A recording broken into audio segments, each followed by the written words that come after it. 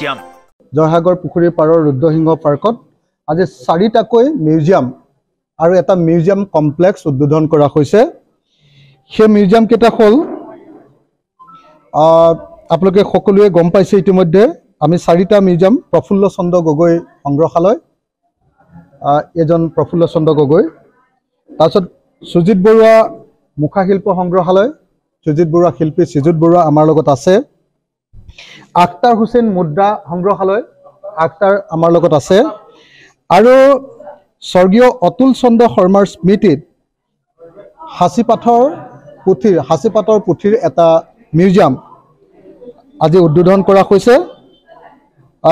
এই 4টা মিউজিয়াম আমি আজি উদ্বোধন কৰিলোঁ।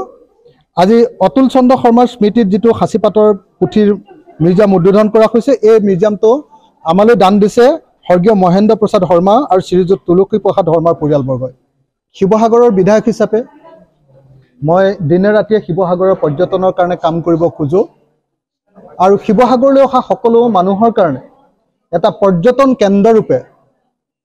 কেন্দ্ৰৰ এটা ইক'চিষ্টেম গঢ়ি তুলিবৰ কাৰণে এনেকৈ ৰুদ্ৰসিংহ পাৰ্কখনক আমি এই মিউজিয়াম কেইটা আৰম্ভ কৰিছোঁ।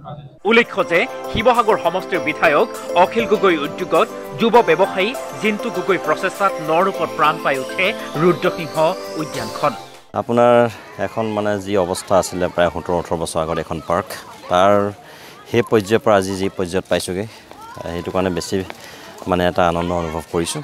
লগতে আমি প্ৰায় 96টা পৰিয়াল সংস্থাপন দিব পাৰিছোঁ। সেইটো এটা মই ভাবোঁ যে এইটো এটা বহুত মানে এটা গৌৰৱৰ কথা মোৰ কাৰণে। 4টাকৈ ভাগত বিভক্ত এই